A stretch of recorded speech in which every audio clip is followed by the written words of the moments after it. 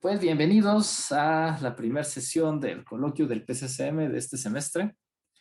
Y esta vez tengo el gusto de presentarles a Eric Pérez, que es un postdoc en el CCM. Acaba de empezar, está trabajando con Daniel Pellicer. Y nos va a platicar acerca de poliedros en torno a sus simetrías. Entonces, adelante, Eric.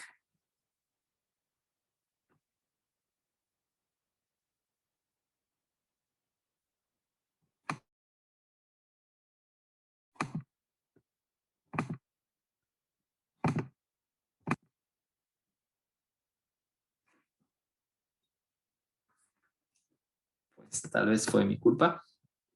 Déjame darte permiso. Ya. Ahí está.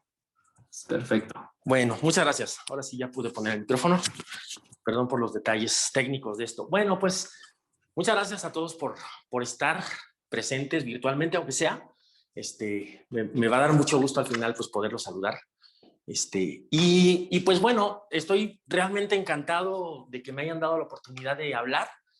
Yo me acuerdo desde que estaba en la carrera que me llegaban los correos del coloquio invitándome al coloquio, entonces para mí era un evento así como que pues de alta categoría, ¿no? Entonces el hecho de que ahora me toque a mí hablar pues es un honor, entonces estoy muy agradecido. Y mi intención pues es platicarles un poquito las ideas que estuve trabajando en el doctorado y que ahora estoy tratando de ligar con lo que estoy trabajando en el postdoctorado.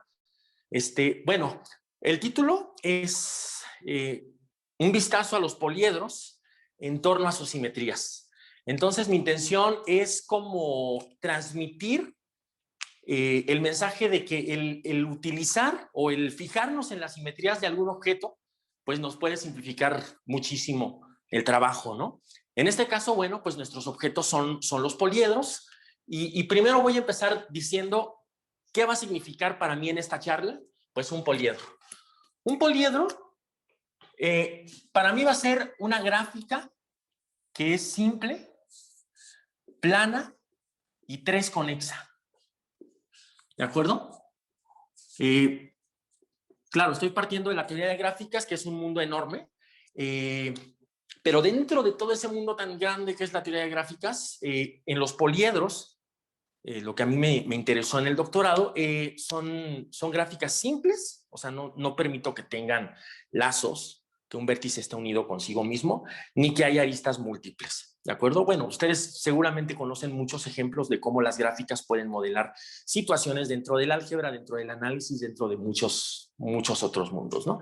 Entonces, como esto se conecta un poquito con la geometría, pues no permito lazos, porque geométricamente, si yo quiero que sea un poliedro, pues un lazo no tendría como una interpretación, ¿no? Una arista múltiple, pues también sería como un polígono de 2 lados, un bígono.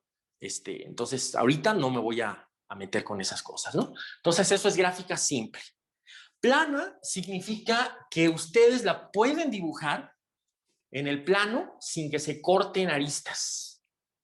O sea, dentro de todo ese mundo tan enorme de las gráficas, pues hay gráficas que no tienen esa propiedad tan maravillosa, ¿no? O sea, agárrense, por ejemplo, la gráfica completa con 5 vértices, o sea, tienen ustedes 5 vértices, A, B, C, D, E, y todas las aristas posibles entre ellos. Bueno, pues resulta que es realmente sorprendente que esta gráfica no se puede dibujar en el plano sin que se intersecten aristas. Entonces, esta es un ejemplo de gráficas pues, que no nos van a interesar mucho en esta plática porque no es plana. O también se suele decir que no es aplanable, ¿no?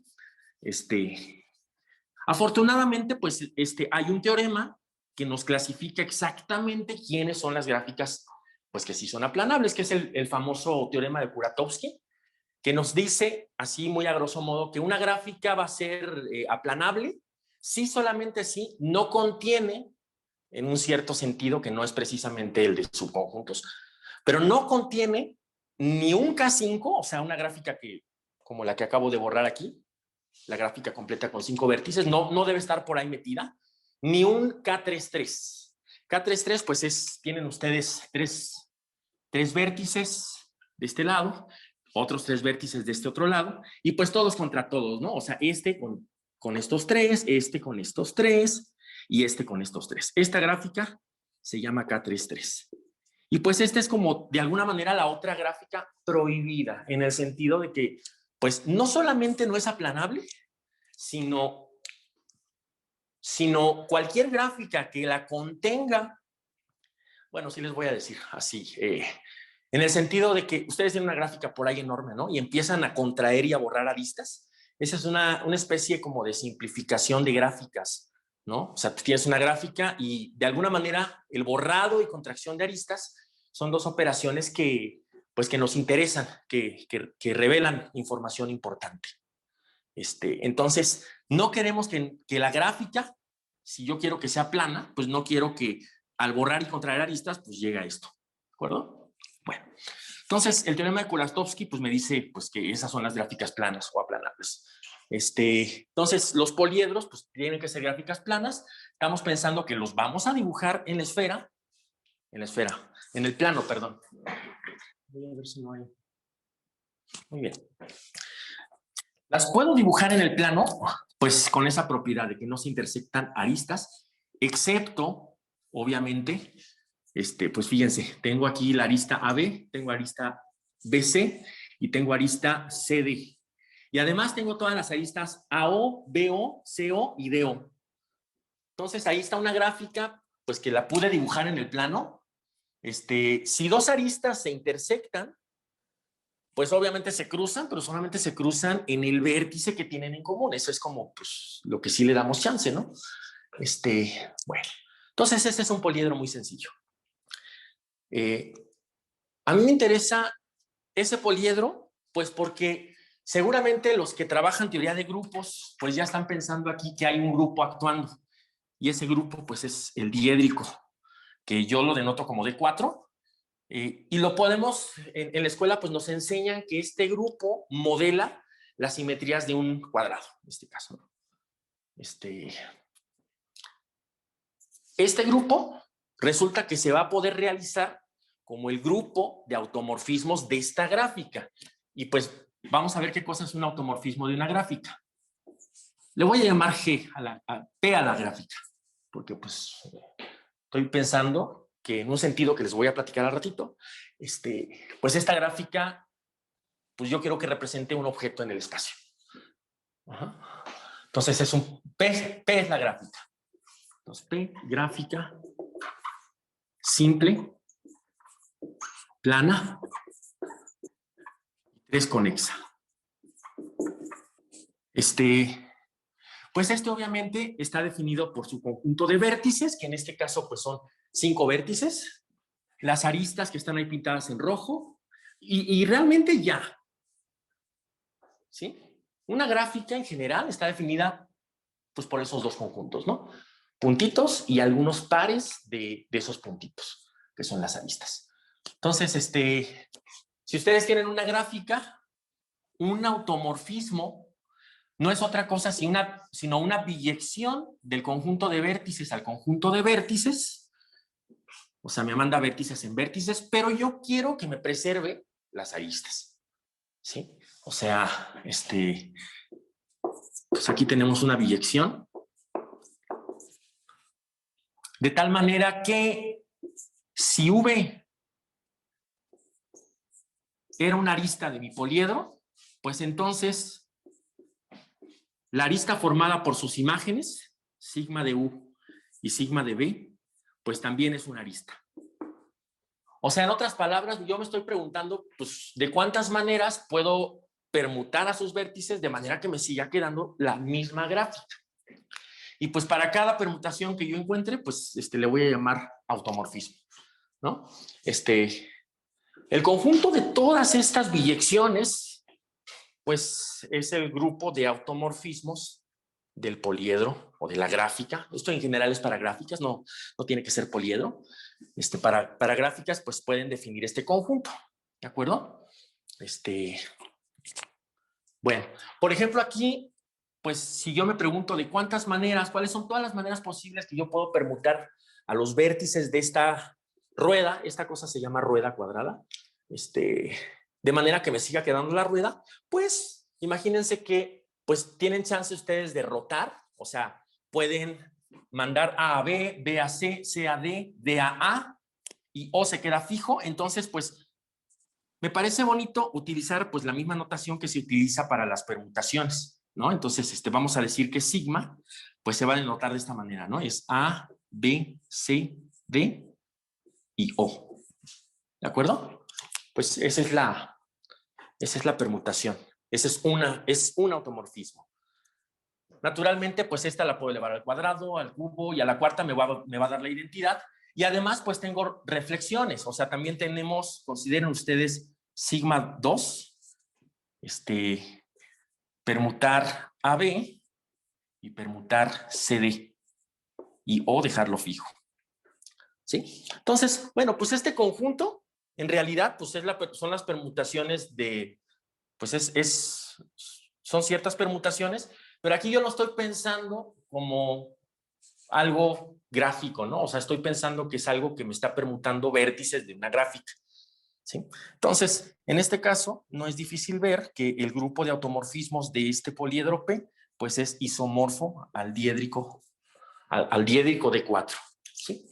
Bueno, ok. ¿Y qué con eso? Pues resulta que hay algunos objetos que tienen más cosas que automorfismos. ¿A qué me refiero con más cosas?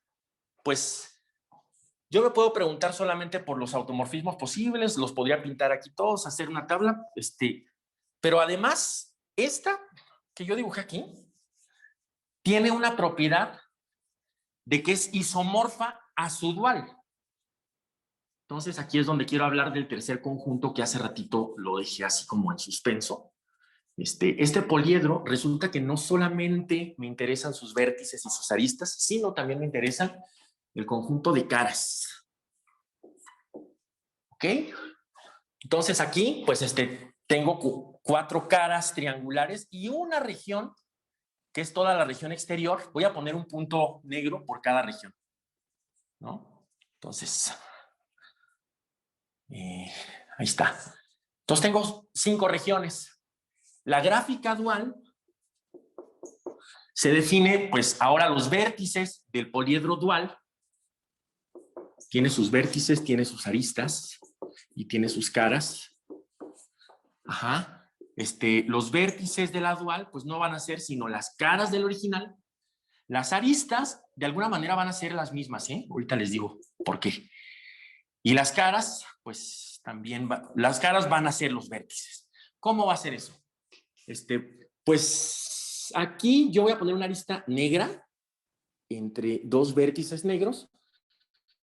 Pues si las caras que la definen compartían una arista. Entonces aquí voy a tener este cuadrado y además voy a tener estas aristas.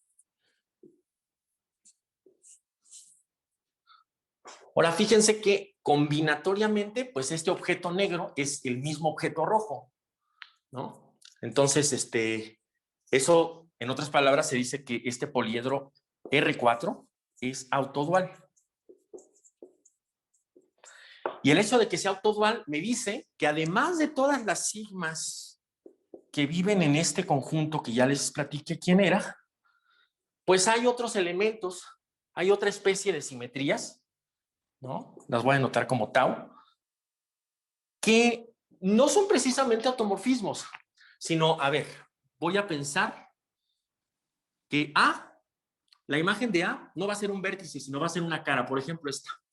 ¿Sí? La imagen de B, pues vamos a mandarlo a esta. La imagen de C, vamos a mandarlo a esta. Y la imagen de D, aquí está D, va a esta. Y O, pues viene a dar a este. ¿Sí?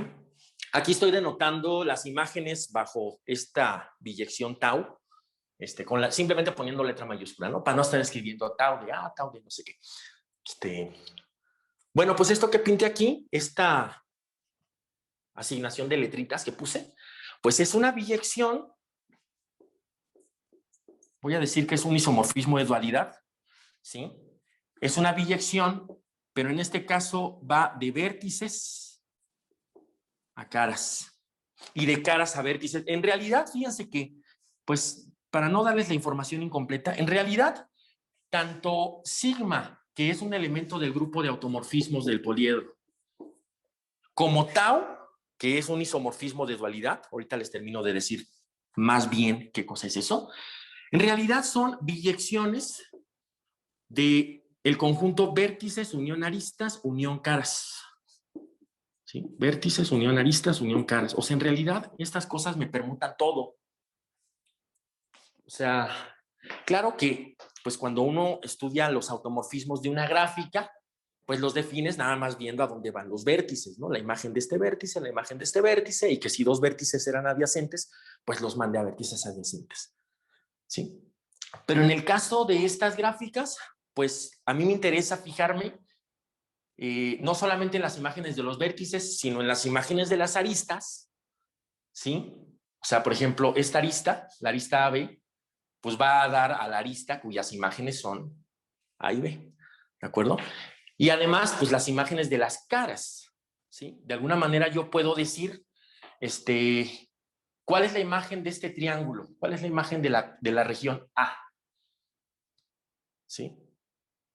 A ver, la región A, fíjense que la región A es la región, bueno, está definida por los vértices CDO. Esa es la región A. Así vamos a ponerla sin paréntesis, ¿no? Esa es la región A. Entonces, yo estoy diciendo que en este dibujo, tau de A es la siguiente región. Es la región, pues, tau de C, voy a ponerle coma ahorita, tau de D y tau de O. Pero esta es una región ¿dónde? Esto estamos pensando que es una biyección, pero de la gráfica roja a la gráfica negra. ¿De acuerdo? Entonces, eso tendría que ser una región en la gráfica negra. ¿Cuál región? Pues la región delimitada por o definida por estos vértices, ¿sí? Que sería, pues en este caso, C grandota, D grandota o grandota. Bueno, miren, no es difícil probar, ahorita no lo voy a hacer porque no quiero abrumarlos con los detalles, pero se puede probar que esto se puede bien definir por la intersección, ¿no? O sea, vamos a fijarnos quién es la intersección de C con D con O. C con D con O, pues es este vértice A, ¿sí se fijan? Eso quiere decir que tau de A, pues es el vértice A. Entonces, pues estos isomorfismos de dualidad me mandan vértices de mi gráfica en caras de mi gráfica, aristas de mi gráfica en otras aristas de mi gráfica y caras de mi gráfica en vértices de mi gráfica, ¿sí? Eso pues hay que verlo un poquito. Esto es gracias a que es autodual, pues se porta muy bien esa definición, ¿no? Bueno, entonces, pues resulta que hay varios resultados que permiten que trabajar con estos objetos pues sea muy cómodo, porque alguien podría estar pensando ahorita, pero pues no manches, o sea, tú tienes un objeto combinatorio, ¿no? Yo le doy a una computadora un conjunto de vértices y digo quiénes son las aristas. Y ese es mi objeto combinatorio. La computadora no puede ver ni nada, o sea, a menos de que tengas acá un programa, pero pues, yo le doy a mi computadora solamente información combinatoria. Entonces, ¿qué pasa si yo tengo una gráfica simple, plana, tres conexa? Pero entonces hacemos un ejercicio ahorita, ¿no? Les doy una gráfica, si yo les doy una lista de vértices y una lista de aristas. Y alguien les digo, pues dibújenla en una hoja, ¿no? Pues alguien me hace un dibujo y alguien me hace otro dibujo. Pues claro que pueden ser diferentes los dibujos, ¿no? Pero para que algo como esto se pudiera usar para clasificar poliedros de este estilo, pues tendría que estar bien definido ese dibujo. O sea, nos gustaría que si dos de ustedes me dan esos dos dibujos, pues esos dos dibujos fueran de alguna manera el mismo dibujo, ¿verdad? Y entonces, pues, ¿qué tal si no? O sea, ¿qué tal que pues, alguien encuentra por ahí una gráfica y me la dibujan de dos maneras distintas y pues no son isomorfas, ¿no? O sea, son como gráficas van a ser isomorfas, desde luego, pero como poliedros, ¿no? O sea, a lo mejor las caras no respetan las mismas adyacencias, vaya, ¿no? Pues entonces, ese es un problema. Pero afortunadamente, pues tenemos un teorema de 1900, ya se me olvidó, por ahí de 1914, no es cierto, no es tan viejo, es 32, ahora sí ya me acordé. Lo que pasa es que Whitney hizo su tesis doctoral sí es de antes, y sí estaba ya empezando a pensar en estas cosas, pero Hasler Whitney, pues tiene un trabajo donde le interesa muchísimo los dos puntos de vista de las gráficas. O sea, uno puede pensar en una gráfica como un objeto meramente combinatorio, así yo le doy a mi computadora, estos son tus vértices, estos son tus aristas y vamos a resolver este problema, ¿no? Y uno puede pensar, pues si somos más visuales, más geométricos, pues en la versión topológica de la gráfica, donde mis aristas y mis vértices no son solamente símbolos, ¿verdad? A, B, C, D y A, B y no sé qué, sino pues son precisamente puntos que uno se los imagina pues en algún espacio que ustedes quieran, y lazos. Bueno, lazos no, porque lazos es así que va a sí mismo, ¿no? Me refiero a pues como que listoncitos. O sea, tienes dos puntos y realmente pues uno se imagina en algún espacio topológico pues un listón que une esos dos puntos. Esa es la versión topológica de una gráfica, ¿de acuerdo? O sea, que realmente me interese pues su realización geométrica de alguna manera, ¿no? Entonces, esto que les platiqué aquí con este ejemplo de la gráfica dual, Whitney lo define en términos combinatorios. O sea, Whitney dice, dada una gráfica G definida por su conjunto finito B y su conjunto finito A, podemos definir el dual de G. El dual de G va a ser una gráfica toda extraña y toda loca que cumple ciertas propiedades de fijarte en el número de aristas que le faltan a cada subconjunto que te agarres, y si le quitas ese subconjunto, cuántas aristas tienen de diferencia con otro subconjunto. Es un relajo, ¿sí? Uno puede leerlo y se entiende bien, pero lo que quiero decir, lo que trato de transmitir es que pues nosotros ya estamos muy acostumbrados a esta visión topológica, ¿no? De que pues pones un punto negro y entonces unes las caras si comparten una arista roja, ¿de acuerdo? Eso pues se puede hacer en muchísimos contextos, ¿no? Lo puedes hacer, pero realmente no es tan trivial. O sea, combinatoriamente hablar del dual, bueno, entonces, para no hacer el cuento largo, Whitney define un dual.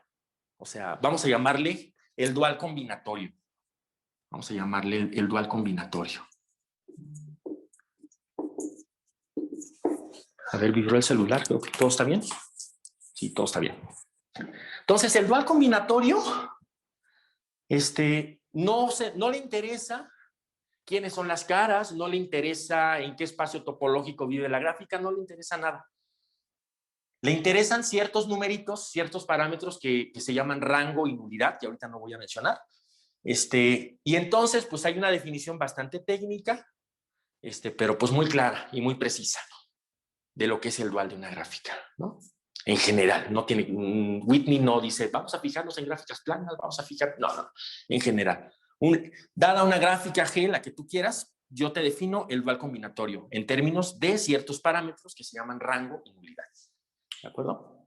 Y entonces, pues lo padre de esto es que de alguna manera codifican justo la información que nosotros ya tenemos bien masticada acá de los encajes de una gráfica en un espacio topológico, ¿sí? Justamente codifican esa parte, ¿no? Y Whitney lo prueba como en 3 artículos, ¿sí? Un montón de teoremas, entre los cuales uno muy importante es que una gráfica G,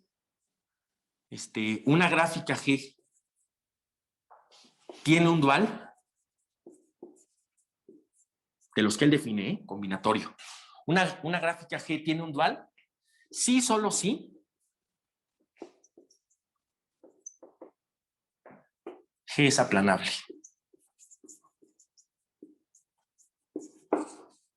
Por supuesto que también esta cosa de aplanable, yo se las platiqué, estoy haciendo un poquito de trampa porque se las platiqué en términos topológicos, ¿no? Yo les dije, no, pues la gráfica completa, 5 vértices, todos están unidos con todos. Esa es una de las gráficas prohibidas.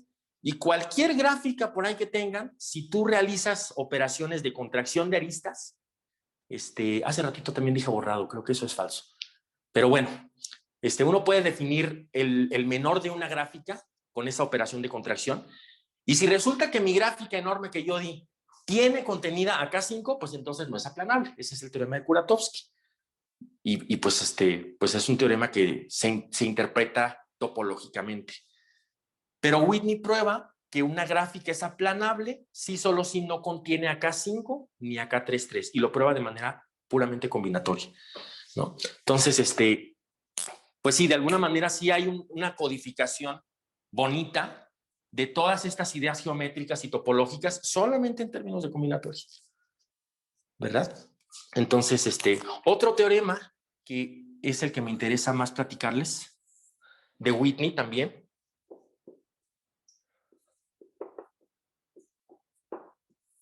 me dice que G, gráfica, agárrense una gráfica,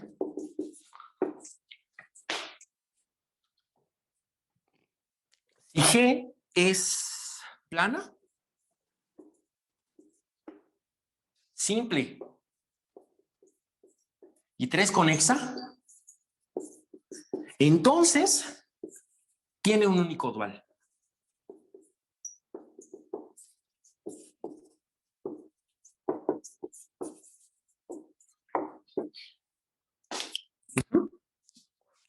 Y entonces pues uno dice, pues qué padre, ¿no? Porque si a mí me interesa estudiar objetos geométricos como son los poliedros, que son discretizaciones de una superficie topológica como es la esfera,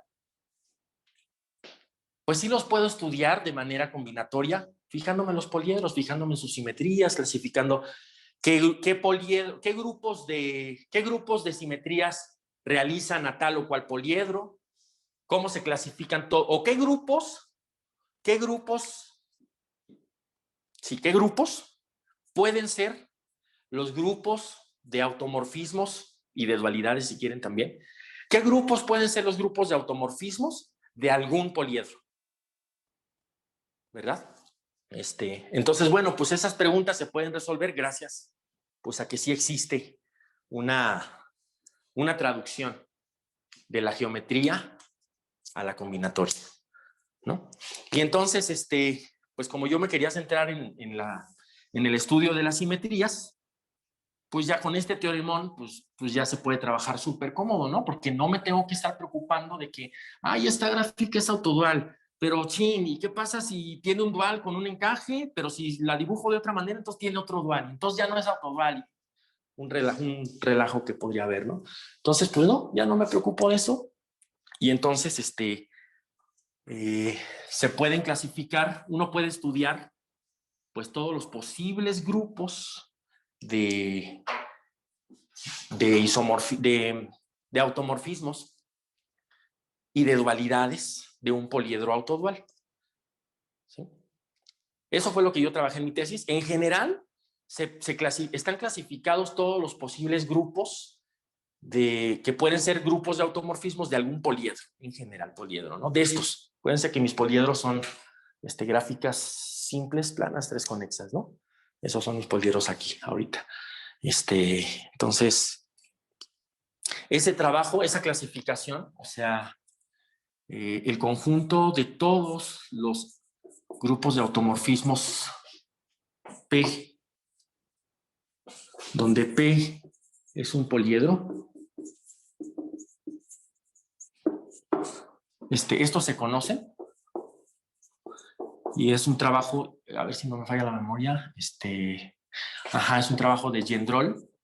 El año sí se los debo, la verdad no me acuerdo.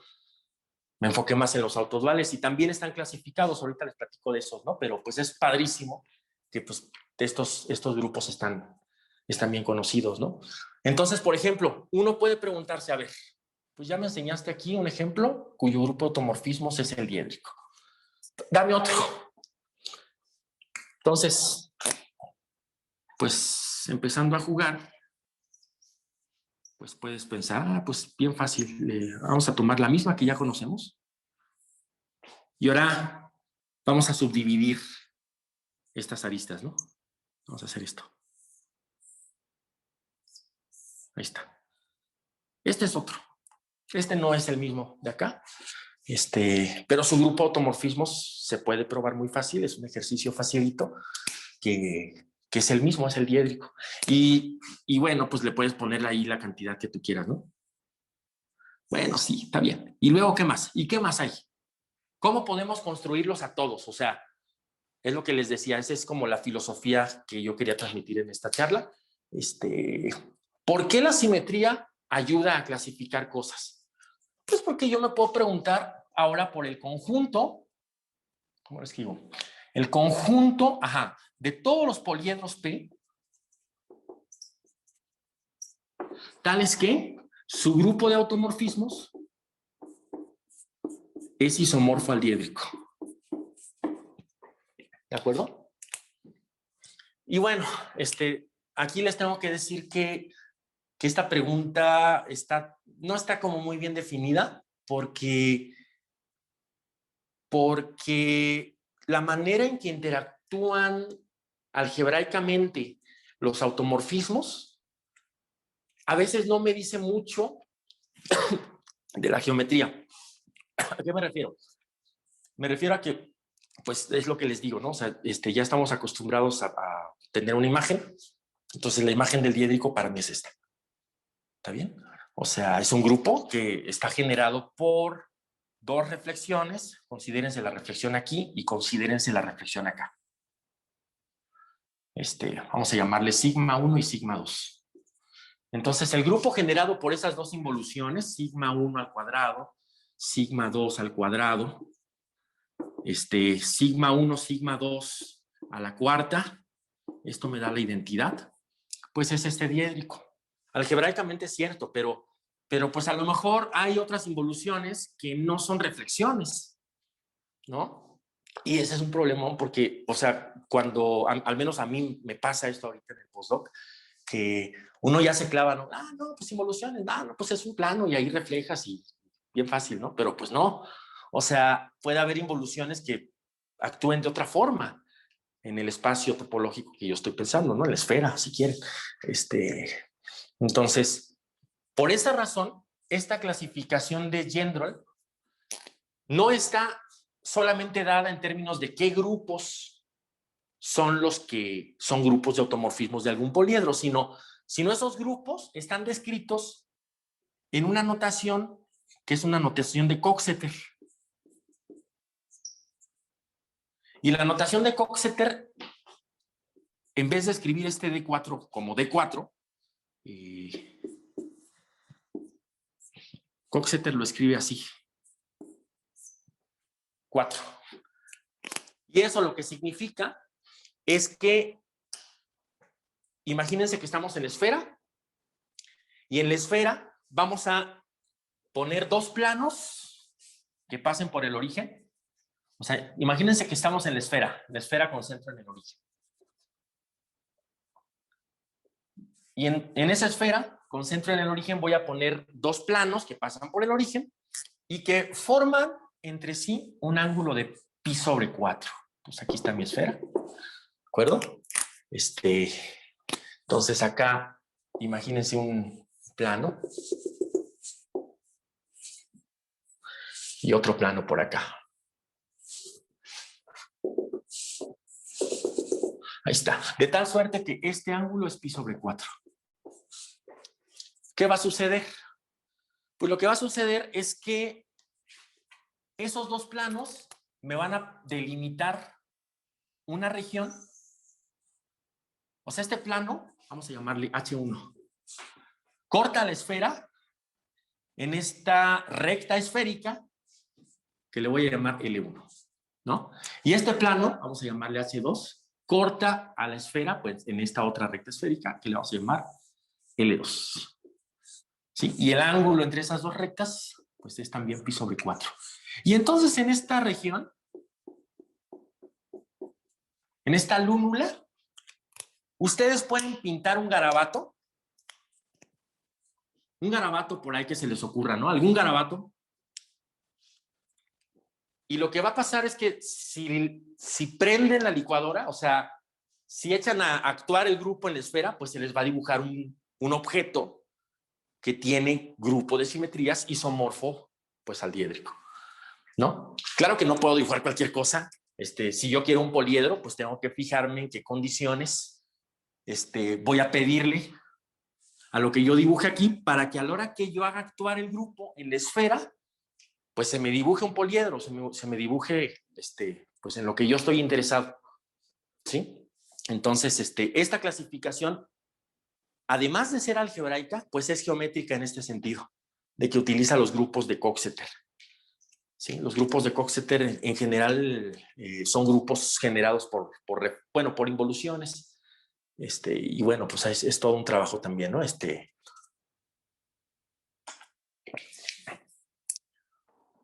Geométricamente, uno puede clasificar, también es un ejercicio sencillo y muy bonito, clasificar cuáles son todos los grupos finitos de isometrías de la esfera. O sea, imagínense, otra vez seguimos en la esfera, concentro en el origen.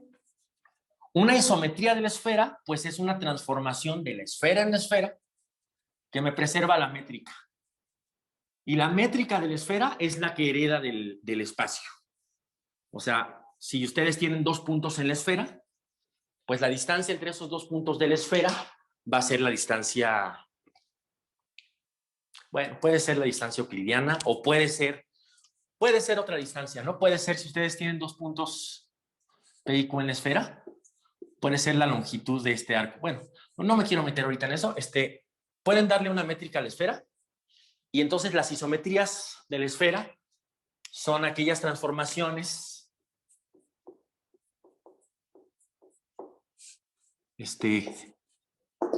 que preservan la métrica, ¿de acuerdo? Y resulta que, bueno, pues esas isometrías, sí, denme chance de ponerle así, isometrías de C2, resultan ser todas las transformaciones ortogonales de R3, ¿no? Entonces, si yo me pregunto por cuáles son todos los grupos finitos de isometrías, pues uno los puede clasificar pues, de una manera muy bonita.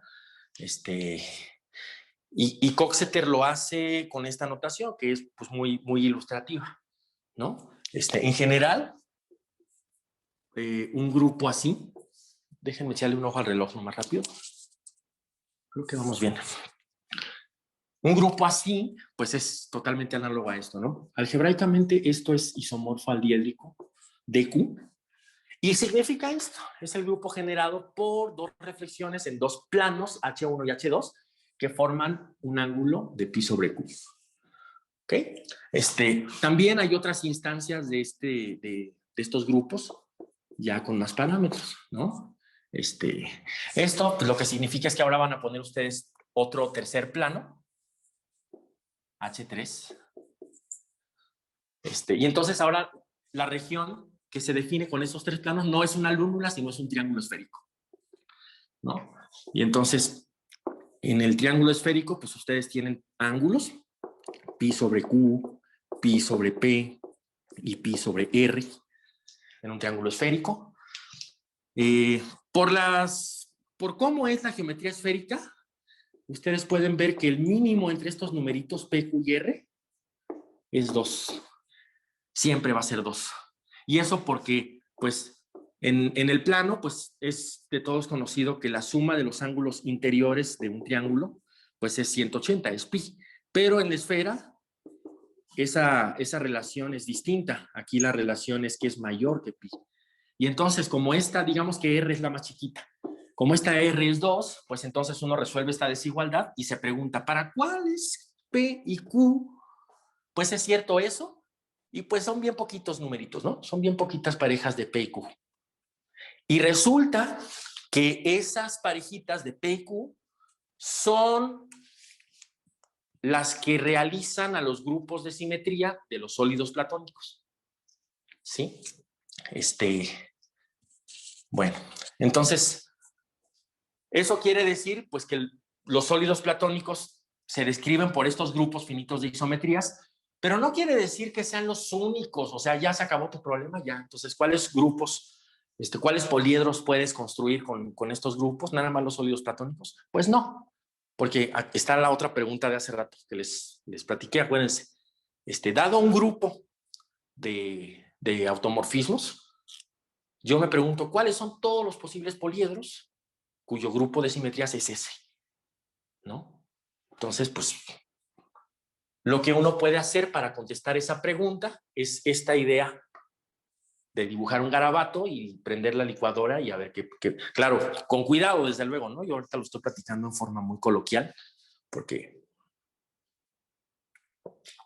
pues, me interesa que más o menos se queden con la filosofía, ¿no? Entonces, bueno. Además, esta otra clasificación que se pudo hacer con esta idea, no solo de los poliedros en general, sino de los poliedros autoduales. O sea, si ustedes se preguntan por los poliedros autoduales, esto quiere decir que además de tener simetrías de las que uno espera, pues hay otro tipo de biyecciones que intercambian vértices por caras, caras por vértices y me preservan todo bien bonito, ¿no? Entonces, si P es un poliedro con esa propiedad, uno puede preguntarse por el grupo de automorfismos. Y como además existen las otras biyecciones, y al conjunto de todas esas otras biyecciones le voy a llamar iso de G. ¿Sí?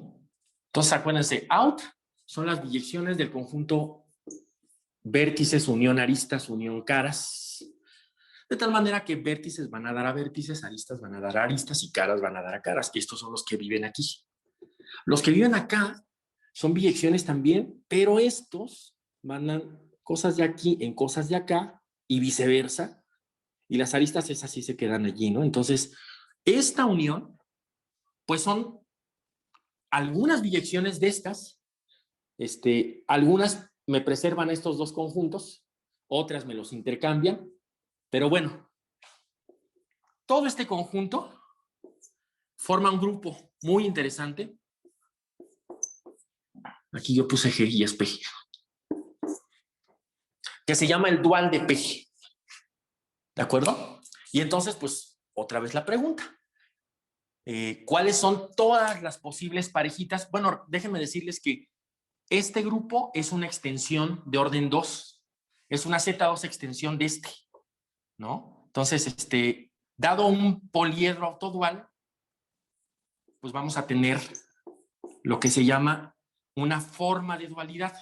La forma de dualidad va a ser la pareja de grupos out dual. Esa es su pareja de dualidad.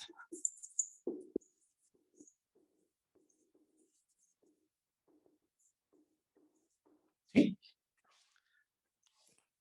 Uno solito no determina o sea, lo que quiero decir es que ustedes pueden tener dos poliedros con el mismo grupo de automorfismos, pero con distinto grupo de dualidades, ¿sí? Y viceversa. Entonces, es importante toda la pareja, ¿no? Entonces, resulta que Brigitte Servatius y Hermann Servatius en 1994 clasificaron a todas las posibles parejas de dualidad de algún poliedro autodual, ¿sí? Y resulta que hay 24 posibles. Hay 24 posibles formas de dualidad. Están descritas también en esta notación de Coxeter en términos de reflexiones y rotaciones e isometrías de la esfera, ¿no? Entonces, pues está bien bonito porque pues ya están clasificados, ¿no? O sea, objetos que pueden en principio ser combinatorios o pueden en principio ser topológicos, pues se pueden clasificar en términos de su forma de simetría, por decir de alguna manera, ¿no? Eso de forma, me refiero a esto, a pareja de dualidad. ¿Sí? Y pues nada, hay infinitas familias. Para cada forma de dualidad que ustedes den, pues hay una infinidad de familias de poliedros autoduales con esa forma de dualidad. Y para construir algunos, pues otra vez esta idea, ahorita no le vi mucho caso como ponerme yo a hacer un ejemplo concreto, sino transmitir más o menos la filosofía de todo esto, ¿no? ¿Qué más les quería platicar? Espérenme un momento. Ok. Bueno, entonces, esto pues ya lo hicieron Bridget y Hermann Servatius. Whitney probó que podemos estar tranquilos, que no hay ambigüedad en los encajes. O sea, que puedes trabajar fácilmente con los vértices y las aristas, ¿no? Y ya eso te da todo. Uno interpreta geométricamente esto, pero pues combinatoriamente todo está bien definido, ¿no? Entonces,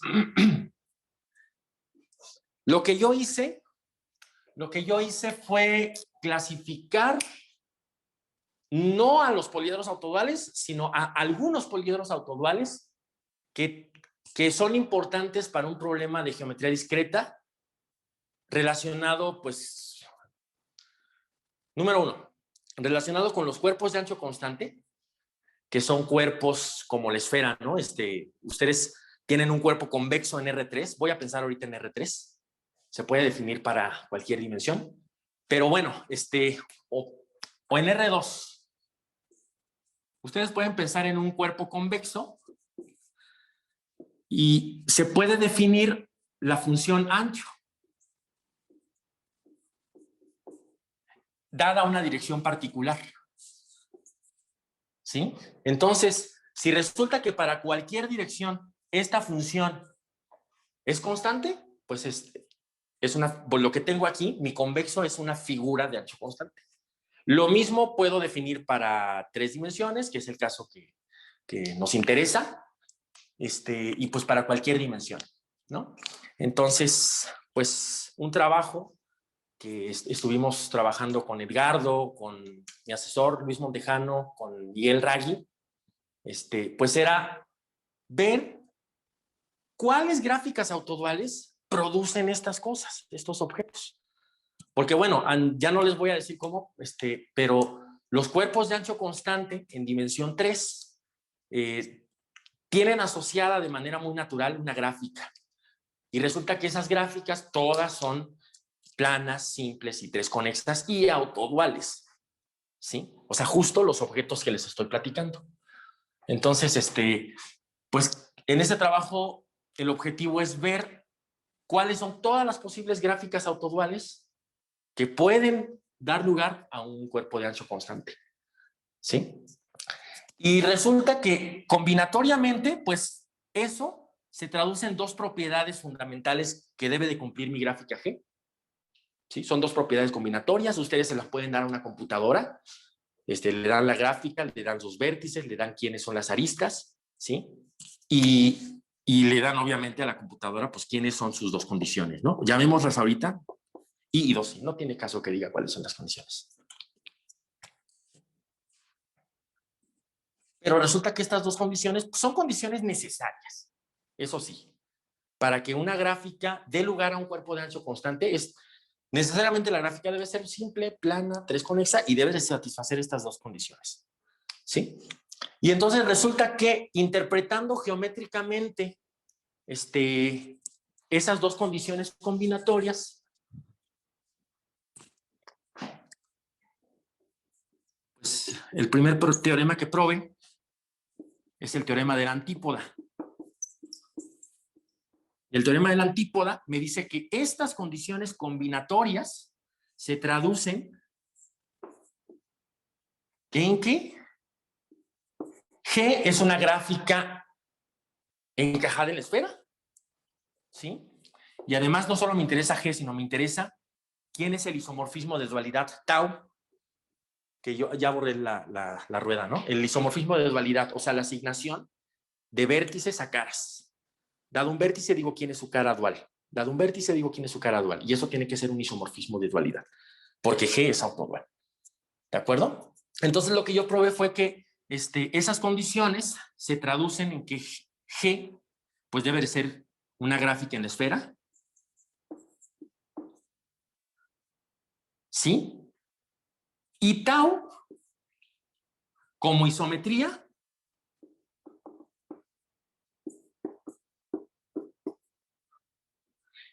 es el mapeo antípoda.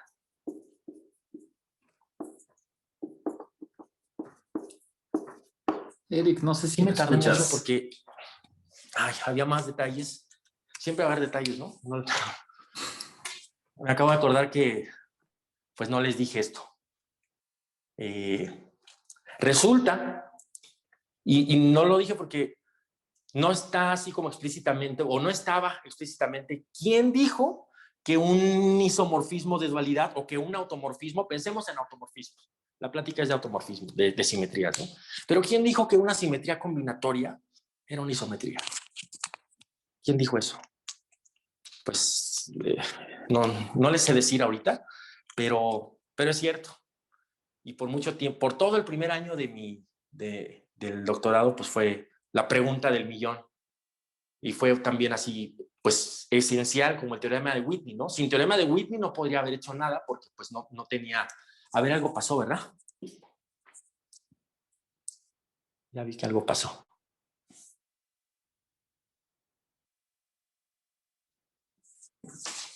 A ver.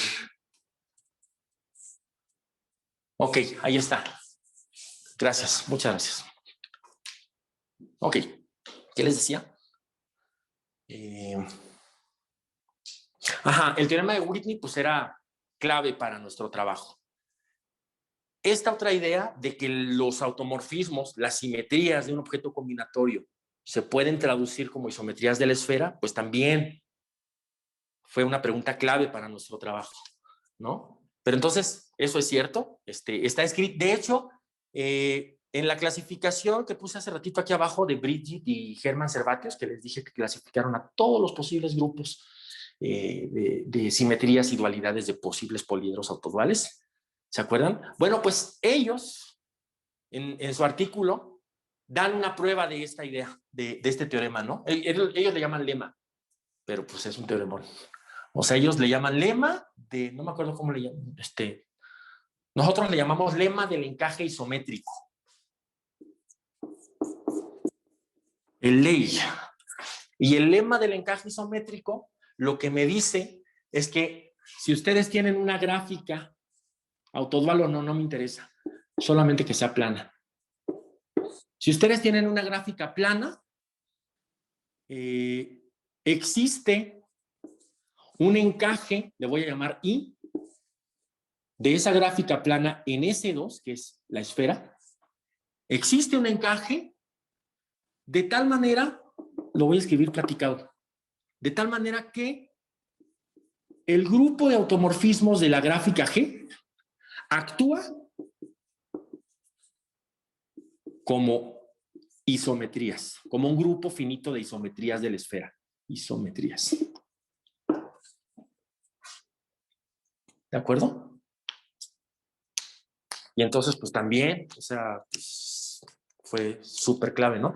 Y entonces con este teorema pude probar que estas condiciones combinatorias se traducen en que la isometría que realiza este mapeo, pues no es otra sino la antípoda.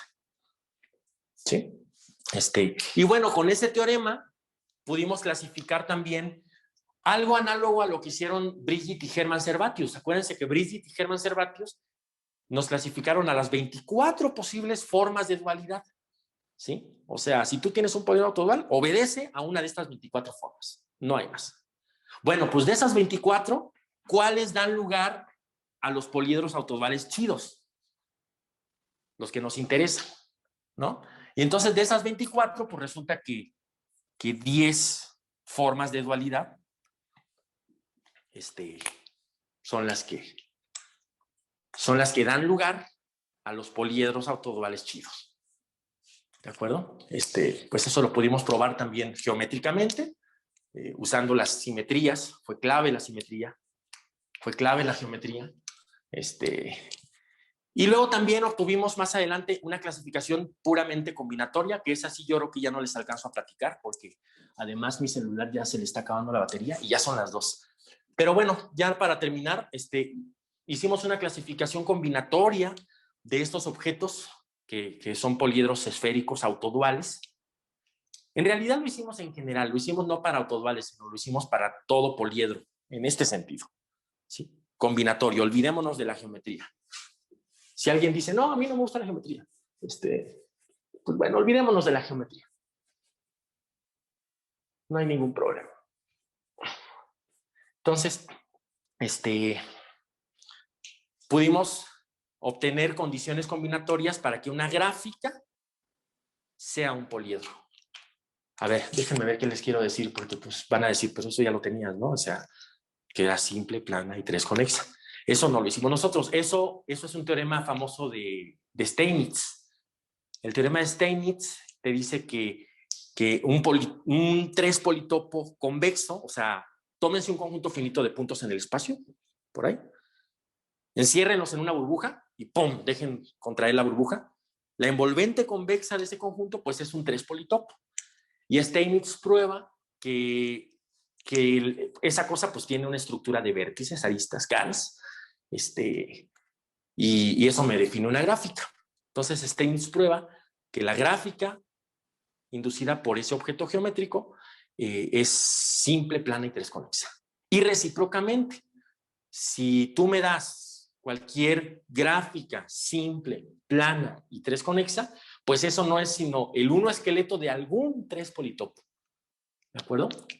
Pero entonces nosotros lo que hicimos fue definir operaciones recursivas para, dado cualquier poliedro, reducir con esta idea del borrado y contracción que les platiqué al principio, ¿no? Que tiene que ver con los menores y el teorema de Kuratowski.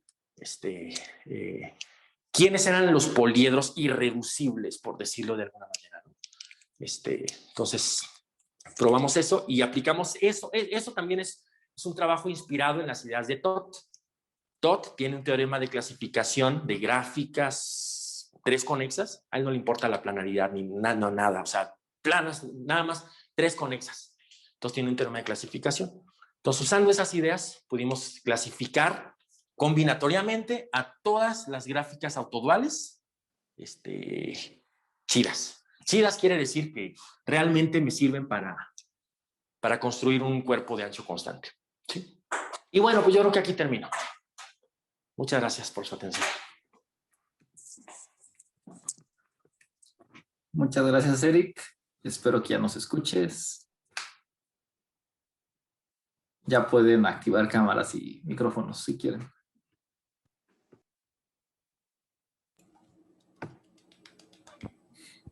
Aplausos. Bueno, no sé, Eric, ¿ya nos escuchas? Sí, ya los escucho. ¿Ustedes a mí? Sí. Okay. Muy bien. Bueno, no sé si ya es un poquito tarde, pero si hay preguntas, ahorita las pueden hacer.